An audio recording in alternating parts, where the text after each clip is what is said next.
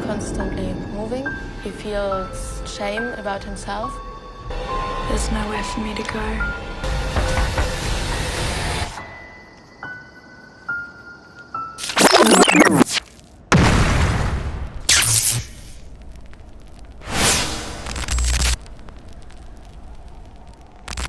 ये कहानी एक ऐसे पागल आदमी के बारे में है जो अपनी हवस और अकेलापन खत्म करने के लिए खूबसूरत लड़कियों का अपहरण करके उन्हें शहर से दूर सुनसान घर में ले जाता है। मूवी की शुरुआत में एक लड़की क्लेयर को दिखाया जाता है जो ऑस्ट्रेलिया से बर्लिन एक काम के सिलसिले में आई थी। क्लेयर रात को एक अपार्टमेंट में रुकती है जहाँ उसके कुछ दोस्त बन जाते हैं और वो सब पूरी रात ड्रिंक करते हुए नशे में मौज मस्ती करते हैं। सुबह कुछ आराम करने के बाद क्लेयर अपना कैमरा लेकर बर्लिन घूमने निकलती है और काफी जगहों और चीजों की तस्वीरें खींचती है। इसके बाद वो एक लाइब्रेरी में जाती है जहाँ वो कुछ तस्वीरें देखती है जिनमें एक तस्वीर उसे बहुत पसंद आती है। वापस घर जाते हुए रोड पर उसकी मुलाकात एक एंडी नामी शख्स से होती है जिसकी किताबें नीचे गिर जाती हैं। इसलिए वो क्लेयर को मदद करने का कहता है जहाँ दोनों के बीच बातचीत होना शुरू हो जाती है। बातों बातों में एंडी क्लेयर को स्ट्रॉबेरी ऑफर करता है जो क्लेयर को बहुत पसंद आती है। उन्हें स्ट्रॉबेरी का गार्डन दिखाने वो उसे अपने साथ ले जाता है। तो इसी दौरान में दोनों के बीच अच्छी अंडरस्टैंडिंग होने लगती है। एंडी उसे बताता है कि वो एक स्कूल टीचर है और उसे पता चलता है कि क्लेयर एक फोटोग्राफर है जो बर्लिन एक काम से आई है। दोनों के ख्यालात एक जैसे होने की वजह से उनकी जल्दी दोस्ती हो रही थी। क्लेयर बर्लिन में अकेली होती है इसलिए वो सोचती है कि एंडी जैसा दोस्त मिलने की वजह से उसका ये सफर आसान हो जाएगा। इसलिए एंडी को देखकर उसके दिल में घंटियां बजने लगती हैं। अब उसकी ये घंटियां उसे कहाँ ले जाएंगी ये तो उसे आगे ही पता चलेगा। पूरा दिन घूमने के बाद एंडी जब उसे छोड़ने घर जाता है तो उसके बालों को छूता है और उसके करीब आने की कोशिश करता है। ये बात क्लेयर को जरा अजीब लगती है इसलिए क्लेयर उसे रेड सिग्नल दिखाते हुए कार से उतरकर अपने रूम में चली जाती है। पर जब घर जाकर वो कैमरे में एंडी की तस्वीरें देखती है तो इससे हम अंदाजा लगा सकते हैं कि वो तो एंडी के चंगुल में फंसने के लिए तैयार है। अगले दिन क्लेयर अपना सामान बैग में डाल के अपने काम को निकलती है पर उसका दिल तो एंडी के पास ही था इसलिए वो उसे ढूंढने लगती है। एंडी उसे वापस उसी लाइब्रेरी में मिलता है। वो भी क्लेयर की शक्ल देख समझ जाता है कि क्लेयर उसके जाल में फंस चुकी है। इसके बाद वो काफी देर बातचीत करते कॉफी पीने चले जाते हैं। एंडी कैमरे में तस्वीरें देख रहा था लेकिन क्लेयर की नजरें बस उसी पे थी और वो सोच रही होती है कि ये कितना सीधा साधा और शरीफ इंसान है। लेकिन मैं एक बात बता दूं, जरूरी नहीं हर शरीफ इंसान अंदर से भी वैसा ही हो जैसा वो बाहर से नजर आता है। उसके बाद एंडी क्लेयर को शहर से दूर एक सुनसान जगह पर अपने घर में ले जाता है मगर क्लेयर का सारा ध्यान एंडी पर होने की वजह से वो अजीबोगरीब चीजों को नजरअंदाज कर देती है। एंडी के घर जाकर एंडी क्लेयर को मजीद बहलाते हुए उसके साथ रोमांस शुरू कर देता है और क्लेयर सब भुला के बस एंडी की बाहों में गुम हो जाती है। क्लेयर एंडी को कहती है कि वो उसके साथ हमेशा रहना चाहती है क्योंकि उसे ऐसे बार बार घर बदलने का शौक नहीं है। पर उस बेचारी को क्या पता था उसकी ये विश उसके लिए अजाब बन जाएगी। अगली सुबह एंडी को स्कूल में क्लास लेते दिखाया जाता है और दूसरी तरफ क्लेयर तैयार होकर बाहर जाने लगती है। वो देखती है दरवाजा एक लोहे के रोड से बंद किया हुआ है। क्लेयर उसकी चाबी ढूंढती है लेकिन उसे इसकी चाबी नहीं मिलती। अभी तो उसे एंडी पे शक नहीं होता और वो सोचती है शायद एंडी गलती से उसे लॉक कर गया है और वो सारा टाइम रूम में अकेली गुजारती है। शाम को जब एंडी वापस आता है तो क्लेयर उससे पूछती है कि क्या वो चाबी रखना भूल गया था और एंडी भी यही जाहिर करता है कि वो भूल गया था। दोनों रात को खूब मौज मस्ती करते हैं और रोमांस का कोई मौका नहीं छोड़ते। अगली सुबह क्लेयर एंडी को याद दिला देती है कि चाबी रखना मत भूलना, जिस पर एंडी यही कहता है कि वो चाबी रख के निकलेगा। क्लेयर सो के उठती है तो उसे एंडी की एक किताब मिलती है जिसमें वो अपनी तस्वीर देखती है जिस पर लिखा हुआ था माइंड यानी सिर्फ मेरी। वहीं वो अपनी बॉडी पर टैटू भी देखती है पर एंडी ने क्लेयर को ये टैटू कब दिया वो नहीं जानती थी। इसके बाद क्लेयर को लगता है यहाँ कुछ तो गड़बड़ है इसलिए वो चाबी से दरवाजा खोलने लगती है मगर दरवाजा नहीं खुलता। अब क्लेयर को अंदाजा होना शुरू हो जाता है कि एंडी जानबूझकर कोई गलत चाबी रख के गया है और वो यहाँ फंस चुकी है। उसके बाद क्लेयर अपने फोन को चार्ज करने लगती है और देखती है कि उसकी सिम गायब है जिसकी वजह से वो किसी को कॉल नहीं कर सकती। ये देखने के बाद वो काफी घबरा जाती है और यहाँ से निकलने की कोशिश करती है इसलिए वो चेयर को पकड़कर विंडो को मारती है। लेकिन पहला शीशा टूटने के बाद उसे पता चलता है कि विंडो का दूसरा शीशा बहुत मजबूत है और उसे इस सुनसान जगह पर कोई सुनने वाला नहीं है। घबराहट से तो क्लेयर का बुरा हाल हो जाता है। शाम को जब एंडी घर वापस आता है तो क्लेयर उसे कन्फ्रंट करते हुए यहाँ से निकलने की बात करती है मगर एंडी कहता है तुमने कहा था तुम हमेशा मेरे साथ रहोगी। इस वक्त क्लेयर को अपनी इस विश पर कितना गुस्सा आया होगा हम समझ ही सकते हैं। क्लेयर समझ जाती है कि एंडी के साथ कोई दिमागी मसला है, इसलिए वो उसे प्यार से मनाने की कोशिश करती है कि वो सिर्फ एक जज्बाती बात थी, वो हमेशा यहाँ नहीं रह सकती। पर एंडी पर कोई असर नहीं हुआ, उल्टा वो गुस्से में आकर क्लेयर को मारने लगता है और हम बस उसके चीखने चिल्लाने की आवाजें सुन पाते हैं। यहाँ से हम अंदाजा लगा सकते हैं कि एंडी ने इतनी दूर घर क्यों लिया, ताकि वो कुछ भी कर ले, किसी को उसकी खबर ना हो। एंडी उस सुनसान जगह पर होने का फायदा उठाता है और क्लेयर पर हर रोज जुल्म करता है। यही नहीं, वो तो क्लेयर को बेड से बांध देता है। अगली सुबह एंडी अपने फादर से मिलने के लिए जाता है और उन्हें क्लेयर के बारे में बताता है। एंडी के फादर उससे उसकी पुरानी गर्लफ्रेंड के बारे में पूछते हैं तो एंडी कहता है कि वो मुझे छोड़कर जा चुकी है, लेकिन उसके बारे में किसी को कुछ पता नहीं था कि आखिर वो कहाँ गई, जिस पर हम अंदाजा लगा सकते हैं कि एंडी ने उसे मार दिया था। उसके बाद एंडी जब घर आता है तो देखता है क्लेयर की हालत काफी खराब हो चुकी है, पर वो उसकी परवाह करने के बजाय उसे बताता है कि मैंने तुम्हारी मॉम को मैसेज कर दिया है कि तुम ठीक हो। क्लेयर ये सुनकर रोते हुए कहती है, नहीं, मैं ठीक नहीं हूँ। अगली सुबह जब एंडी उसे बेड से बांध रहा था तो क्लेयर कहती है कि वो उसे ना बांधे, क्योंकि घर को लॉक तो लगा होगा, वो कहीं नहीं जाएगी। ये बात एंडी मान जाता है और उसे बेड के साथ नहीं बांधता। जब एंडी घर से बाहर जाता है तो क्लेयर बाहर जाने का कोई रास्ता ढूंढती है, मगर दरवाजों के साथ साथ घर की विंडो को भी लॉक लगा हुआ था। वो अपनी तलाश में नाकाम रहती है। तभी उसे सोफे के नीचे एक स्क्रू ड्राइवर मिलता है और वो उसे अपने पास संभाल कर रख लेती है। अगले सीन में जब रात को एंडी वापस आता है तो क्लेयर एक टेबल पर बैठी पजल के साथ खेल रही थी, तो एंडी भी उसके पास आकर बैठ जाता है। दोनों बातें करने लगते हैं। तभी क्लेयर मौका देखकर एंडी के हाथ पर स्क्रू ड्राइवर दे मारती है और चाबी पकड़कर दरवाजा खोल के भागने की कोशिश करती है, मगर घर के बाहर भी एक दरवाजा था जिससे वो खोल नहीं पाती। एंडी खुद को संभालते हुए उसके पीछे आता है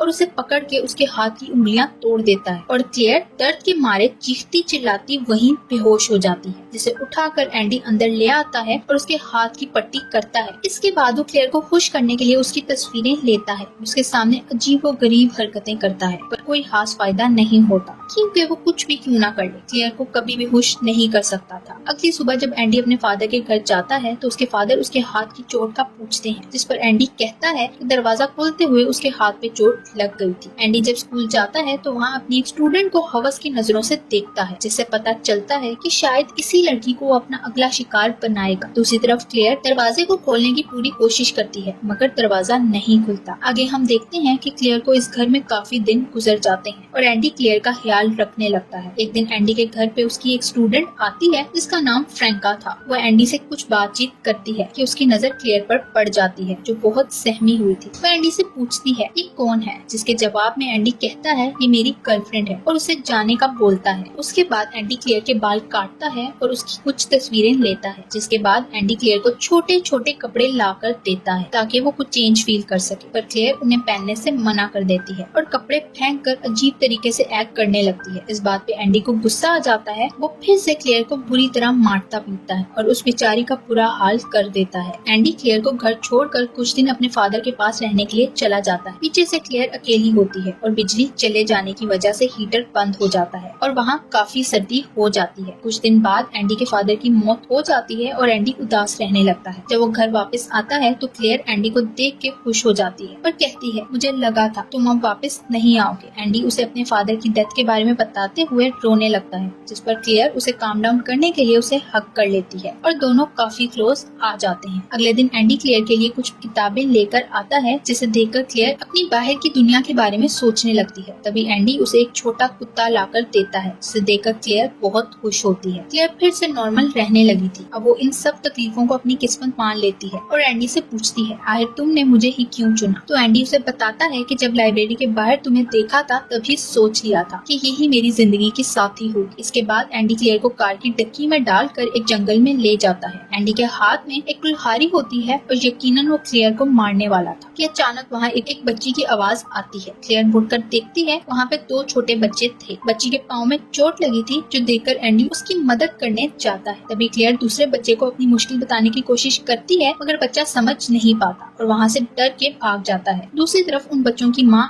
आ जाती है एंडी को क्लेयर पे शक होता है, इसलिए वो उसे घर वापस ले आता है। क्लेयर अपना ज्यादा वक्त कुत्ते के साथ खेलने में गुजारती है और एंडी को ये बर्दाश्त नहीं होता, इसलिए वो उस कुत्ते को कहीं छोड़ आता है। क्लेयर को यहाँ कई महीने गुजर जाते हैं। एक दिन एंडी जब बाहर पार्टी पर जाता है तो क्लेयर उस रूम को खोलने लगती है, जिससे एंडी हमेशा बंद रखता था। वो दरवाजा खुल जाता है तो क्लेयर उसका कैमरा चेक करती है। उसकी बहुत सारी तस्वीरें थी, साथ ही साथ एक एल्बम भी पड़ी हुई थी जिसमें बहुत सी लड़कियां और उनके कटे हुए हिस्सों की तस्वीरें थी। अब क्लेयर समझ जाती है कि उसका भी इन्हीं लड़कियों जैसा हाल होगा। दूसरी तरफ एंडी अपने दोस्तों के साथ मौज मस्ती कर रहा था। उसी रात क्लेयर को अपने रूम के बाहर एक लाइट नजर आती है। दरअसल ये एक आदमी के हाथ में टॉर्च होती है। जब वो ये देखती है तो विंडो के पास आकर चिल्लाने लगती है और वो आदमी क्लेयर की मदद करने के लिए आता है तो पीछे से एंडी उस पर हमला करके उसे मार देता है। क्लेयर ये देखकर बहुत खौफजदा हो जाती है और उस लाश को कूड़े में फेंक के आग लगा देता है। आगे हम देखते हैं कि एंडी अपने स्टूडेंट्स की कॉपीज चेक करने के लिए घर लाता है। ये देखकर क्लेयर एक प्लान सोचती है कि वो किसी बच्चे की नोटबुक में अपनी तस्वीर रख देगी, जिस वजह से शायद वो बच जाए।